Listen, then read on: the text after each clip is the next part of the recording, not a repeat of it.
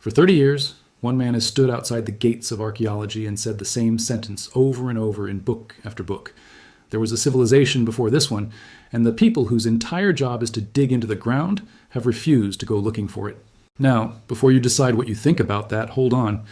Because in April of 2024, something happened that had never happened before. Joe Rogan put that man in a room. Not with another believer, not with a friendly interviewer. He put him in a room with a working archaeologist. 4.5 hours, 2 chairs, cameras running the whole time, and the argument that came out of that room was not the one anybody expected. It wasn't a rout. It wasn't a coronation. It was stranger than that. Both men walked in certain. Both men brought evidence. And somewhere in the middle of those 4.5 hours, the conversation drifted toward a single question that neither of them could fully close, a question about a layer of dirt in a specific place that nobody has properly dug. Stay with me, because by the end of this video, you will look at that debate and at what's actually buried under the disagreement very differently. First, though, let us be clear about who we are talking about, because the framing matters, and both sides fight over it before they fight over anything else. Graham Hancock is a journalist. That is his own word for himself, and he insists on it. He was, for years, a foreign correspondent for The Economist. He is not an archaeologist. He has never claimed to be one. What he is the most successful writer in the world on the idea of a lost civilization, the author of Fingerprints of the Gods in 1995, then Magicians of the Gods, then America Before, and more recently, the presenter of the Netflix series Ancient Apocalypse, which reached an audience most academics can only dream of. And that reaches exactly the problem. If you find this kind of story compelling, you're going to want to see how far it actually goes. So stick around, because the interesting part isn't the argument you've heard, it's the one underneath it. Let us start with what Hancock actually claims, precisely, because it's narrower than his critics sometimes say, and broader than his fans sometimes admit. The claim is this: sometime during the last ice age, there existed a culture advanced enough to leave a mark. Seafarers, builders, keepers of astronomical knowledge, and that culture was wiped out in a global cataclysm around 12,800 years ago. The survivors scattered.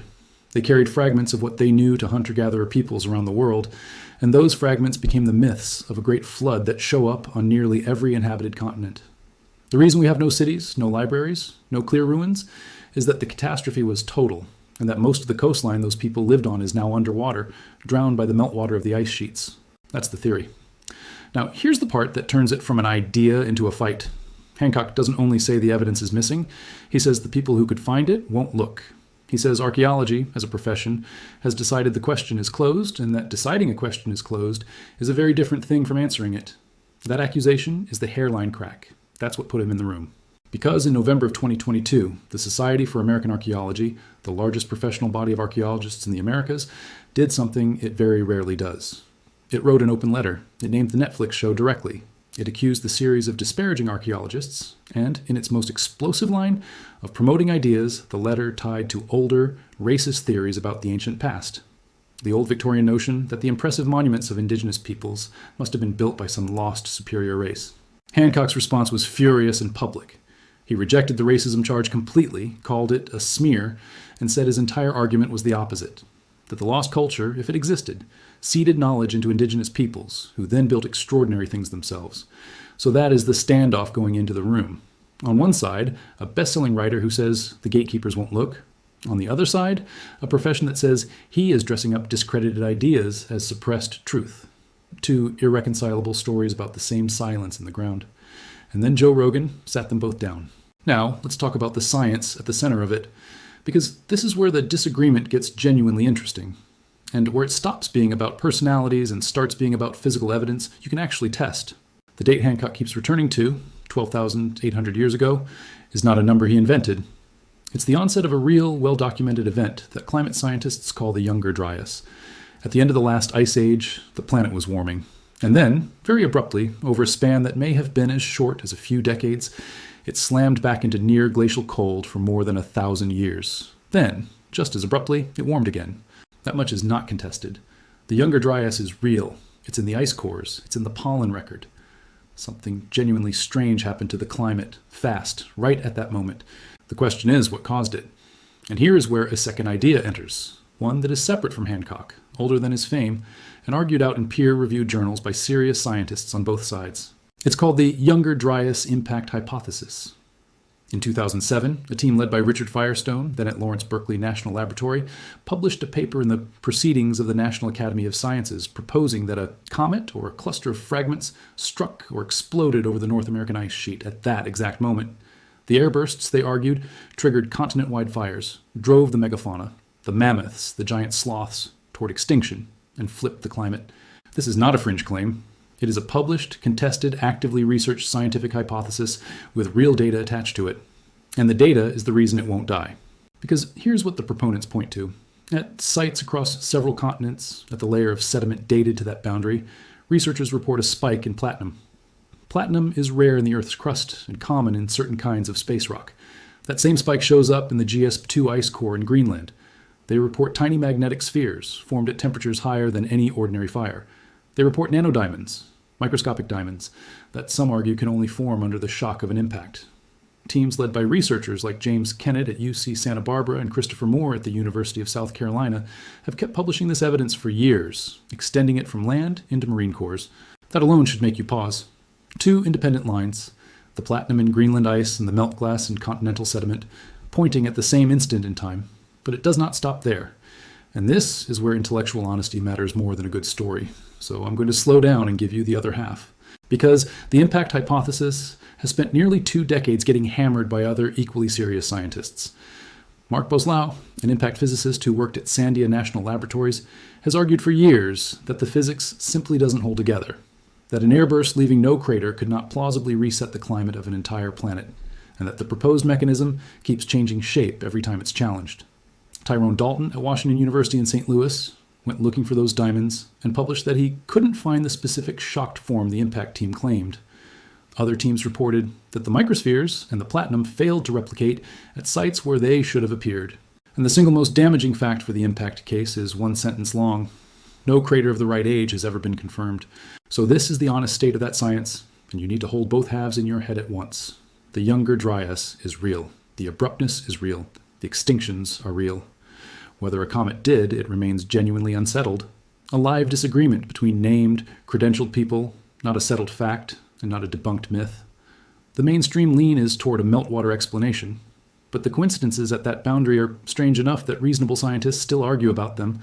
Now hold that thought, because here's the pivot that made the Rogan room worth watching.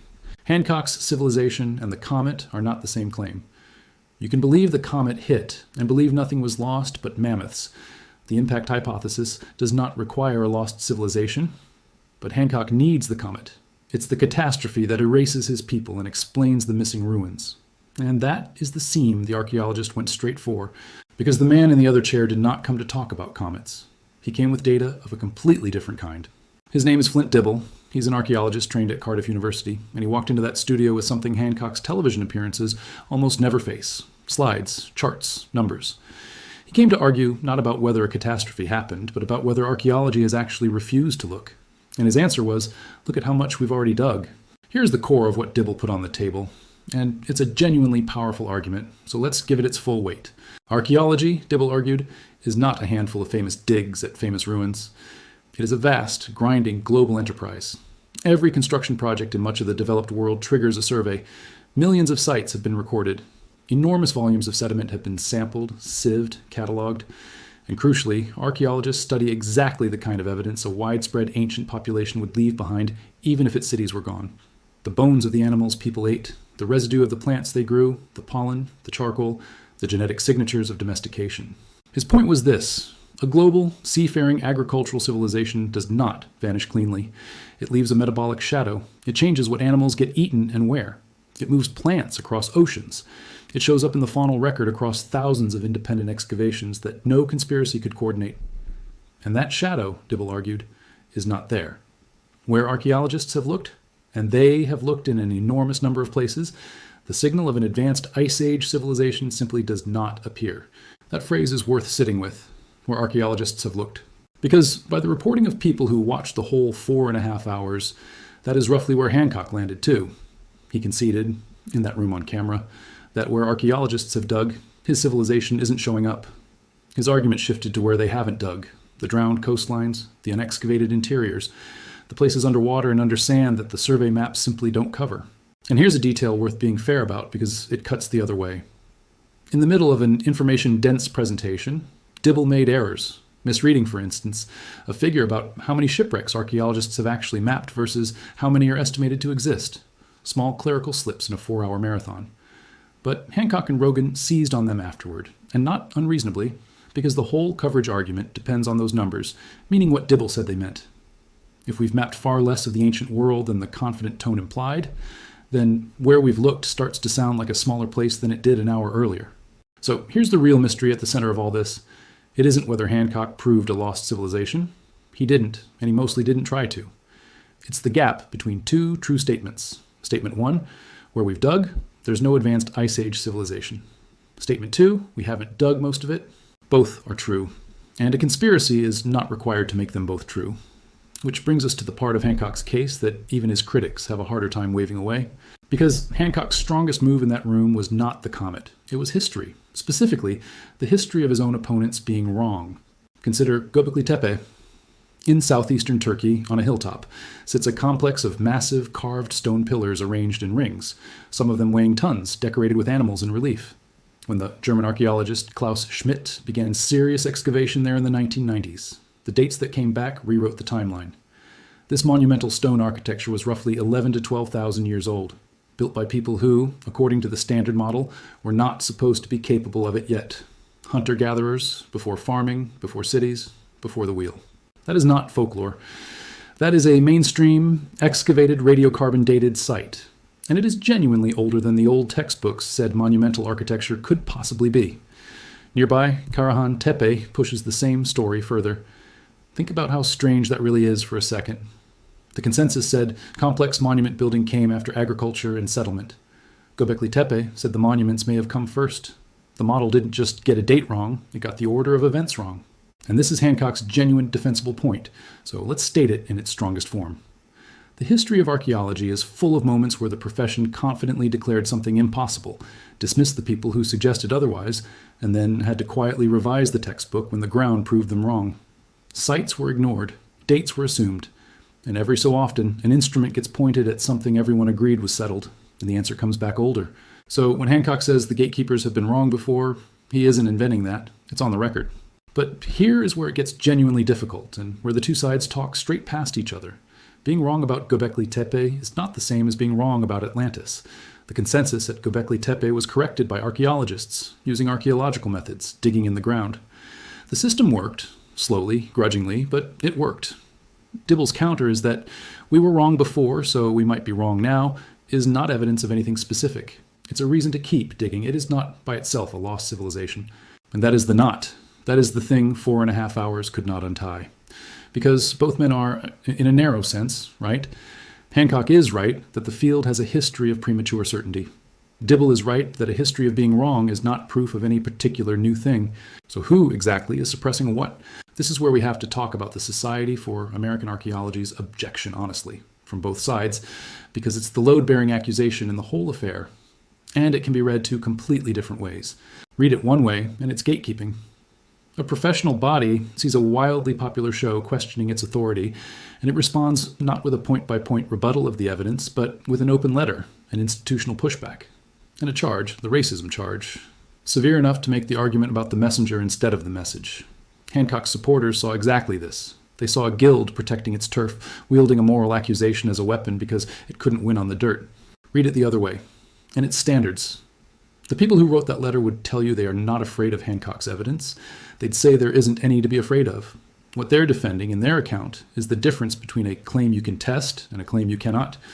Archaeology has spent a century clawing its way from treasure hunting and racial fantasy into something disciplined, and its practitioners argue that the old idea of a vanished master race seeding civilization, however sincerely Hancock rejects that framing, has a genuinely ugly history behind it.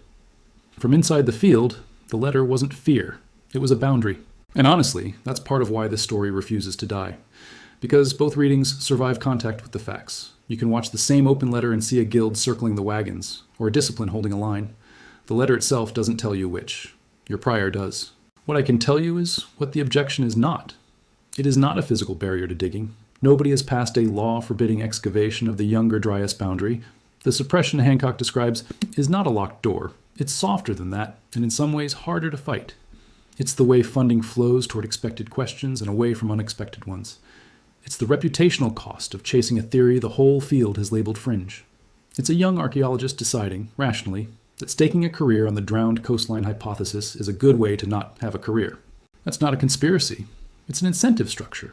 And an incentive structure can bury a question just as effectively as a locked gate. It just doesn't need anyone to give the order. Which brings us, finally, to the shovel.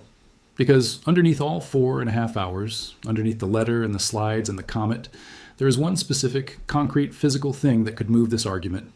And it hasn't been done at the scale it would take. Here is the honest version of it.